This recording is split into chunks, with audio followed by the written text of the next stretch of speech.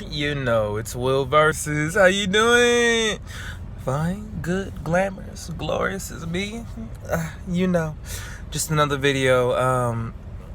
I felt like talking, so I'm gonna try to talk. I was making a video. What was it, like last week, about pretty much routines and stuff like that. So I want to edit that. I like to do things off the top when I'm feeling it, so I can give you the realness of it all. So when Spirit talks, I just want to speak when I have it. But then I had gotten a phone call in the middle of it. It was like 2 minutes 55 seconds in, and I was like, the Spirit is gone. The feeling, like the fluidity, the amazingness of it, it kind of diminished. So I want to look over that, and then when it comes to me again, I'm gonna speak on routine. But hello, another glorious day. Today, what I'm feeling is just, it's like truth. I've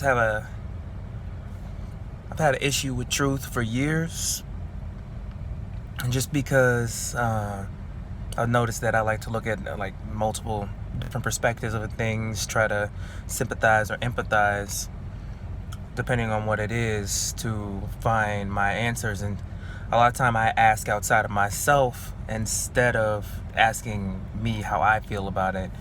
But I want to take this moment just be truthful and honest with myself and you guys. And as I speak, I know when I hear others speak on situations, things that you can always draw something from it.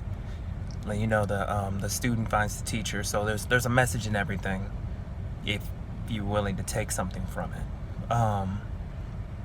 But I think I've been thinking about my family a lot, my relationship, just everything, and it's been an amazing journey.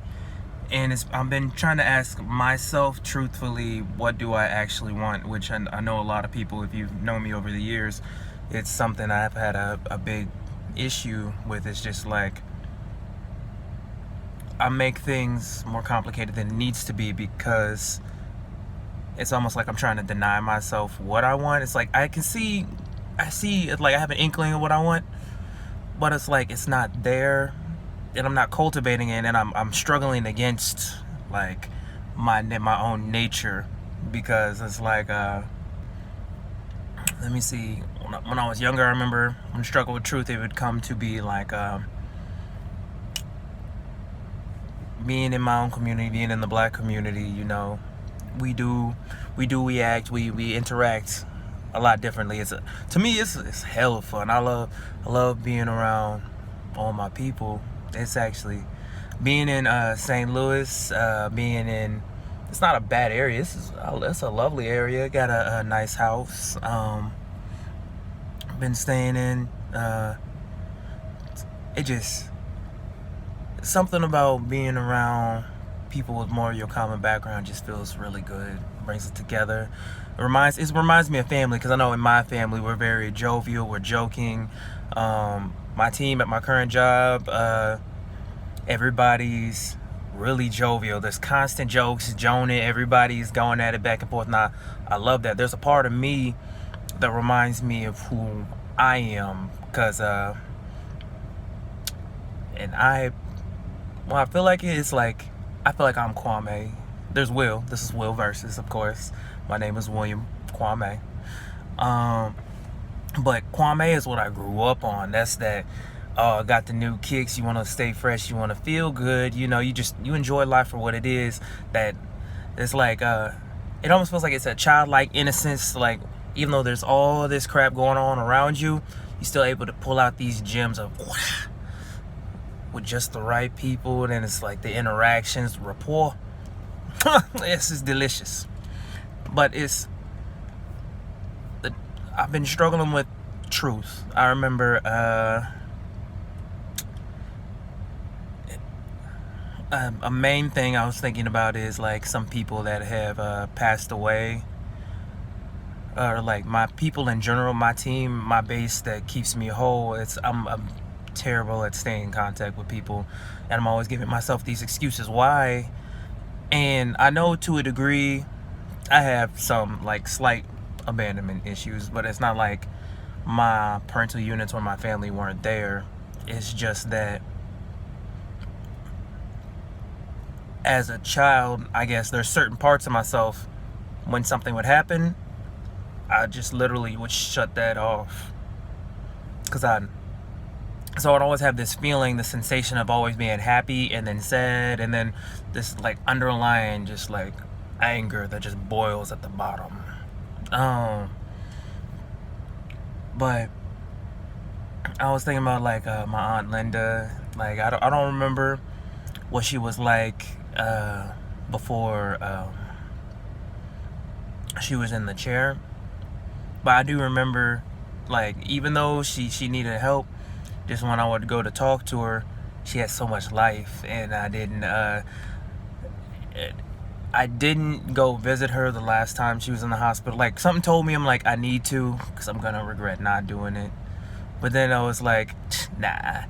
I wasn't listening to my truth, like how my spirit, how I move, my internal structure is developed there for me, is me. And I'm not, it's like I learned to ignore myself in order to just allow what's going on. I've just been allowing things to happen instead of really taking the proper action that I need to. And I remember she passed away, I'm like, with emotions, was never really the best with handling emotions outside of being happy and sad.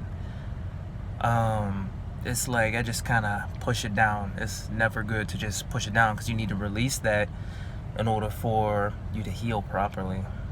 And I just kind of kept that bottled up for a really long time, that I had a chance to see her and say some things, and it's just the way she looked at you just made you feel so good. Or it made me feel good, honestly, just to speak to her. And she's very responsive. She didn't speak, but it's just like the eyes are the windows to the soul. There's so much information you can just pull from out of her. She had a lot of life in her, and it's on me. And then not feeling like I got to talk to my uncle enough.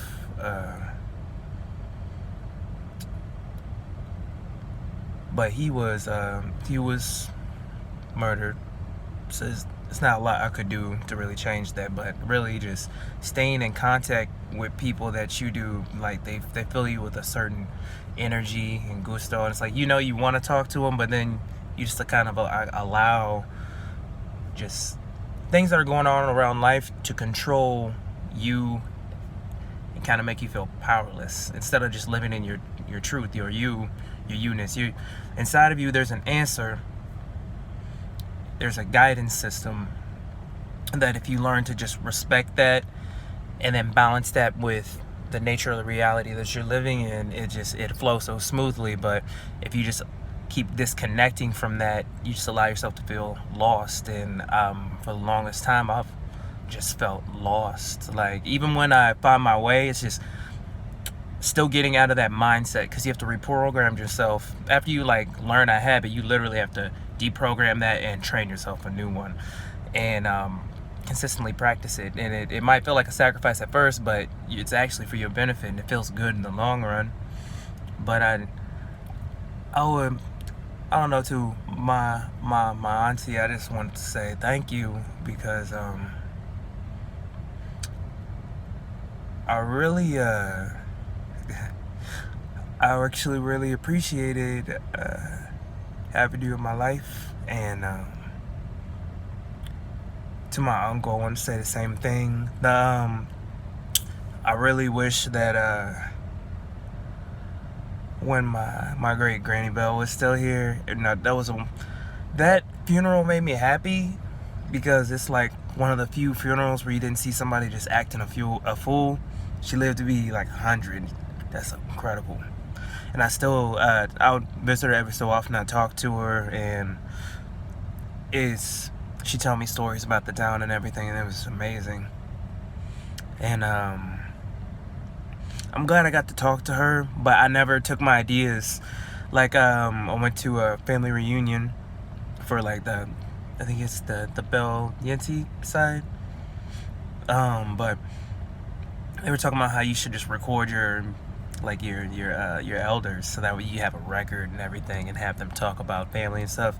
For the longest time, since like junior high, I would tell myself, I'm gonna go to her, ask her if I could record her, so I can have those memories. Because also, if you've known me for the longest, even before social media and everybody's doing things, I had my wind up camera, or have my little digital camcorder, because I like to record events. Like with me, my memory is not as great as it used to be. So, well, I made myself forget. That's one thing. When you don't live in your truth, and you put up like certain barriers, like they're there to protect you. It's doing your best to protect you from what it feels you're not ready for. But when you feel you're ready, you have to break down those barriers. So a lot of times memories might come to me that flashback, meditate and stuff like that. But I had that really terrible habit that okay, if I can't control this, I don't want to deal with this, I can just push it back behind me, which is bad. You need to be able to embrace it. I know sometimes you need a little leeway, but don't just forget. You need to embrace it, so that way you can fully let go of that experience. It's like forgiving. You don't just forgive just to forgive that person. You're also forgiving yourself, because we also take blame. It's like, this could have been prevented, and it could have been prevented because we know to a degree we did not listen to our heart of hearts. We didn't listen to our truth. That could have literally, we could have swerved out of the way of that situation that was brought to us. Or something that it's like, we're going to go through pains and struggles. It helps us grow. You know how pressure makes diamond. Just things happen in life to make us mature. We grow into the being we're supposed to be, but our guidance systems really lets us know it's like there's an easy way and there's a harder way. And if you listen to your guidance system, sometimes it might feel harder, but there's always a much worse situation that could develop, and you're gonna be okay at the end of the day. That's my motto. But still, it's like you want to learn it the hard way, or you just want to take it as it's like, oh, it's an adventure. This is great. You're doing it. It's feeling good. It's not as difficult as it could have been if you didn't listen to the truth that's within you. Let him skirt back that. My Granny Bell, I really wish I would have recorded her, because I got the memories. That's that. It was that positive. I got the memories of her and our conversation, and I used to rub her hands, because her hands would be cold and her back would always be cold. And I know when I talk to my mom, she said she would always do her nails. So I guess maybe my Gen X a little bit is in there. It's like, yeah, you gotta take care of your granny, rub her hands. But it got me. I feel like I should apologize, but I know. I was saying, yeah, I'm sorry, I'm all over the place. Her funeral was the best. It was not dramatized. People were happy. She helped so many people in the community. She passed natural causes. She lived a really long life. So it kind of made me happy, because I always thought before, when people would teach you about death, it was be like, you get to let go of the pain. You don't have to worry about the body, the aches of living. So I'm like, I always thought that death was supposed to be a happy event. But every time you go to a funeral, might be some dramatics, or there's a lot of tears, but it's almost like they're still here. It's just what I'm holding on is the regret of not doing what I know I should have done, and that's what my heart told me to do, which is a way I could have communicated with them, kept in contact better. And I just want to apologize to all my people that are still here, because lately I've been thinking about my friend Sky, and I really wanted to go visit Sky in Victoria, and she had passed. It really caught me off guard, because I still talk to, I was speaking to them, we were messaging back and forth, and I enjoyed that. And I just I need to do more. When you know you need to be doing more. And sure, life is it can be a distraction, but it doesn't mean you shouldn't be listening to. If your heart says maybe you should call somebody right now, try it, because they might be thinking of you, or maybe they needed specifically you for that moment. And when you listen to your truth, because everything is one, the universe is one being, just like we have our body, and it's like I would think of us as like maybe like the blood cells, white blood cells, how the universe makes itself up, where all these little pieces working together, and how that's how we co-create. But I know I need to be doing more. The more I do, I notice it makes my life easier. And this would swing back to my last video I was going to make, which I haven't released yet, which was on routine. I'm working on getting myself back into routine. And there's a lot of people I love and I miss, and it's just easy to just saying hello, because I know it's a lot of people, they'll talk to me back, but sometimes I just feel so guilty because I haven't spoken to somebody in so long that I don't end up messaging them. I just be like that creep dude, you know. I just be on when it's unnecessary. I could just be like, hey, what's up, how you been, and just catch up. A phone call, if I still got, I'm constantly breaking phones. If you people from Quincy, you would know I go through phones a lot. Same number, different phones, always losing numbers. But I always have other methods that I could. There's no excuse. And then I just want to apologize to everybody out there that I know. Just keep in contact. There's my IMAX team, I love them so much. I haven't really been dealing with that a lot.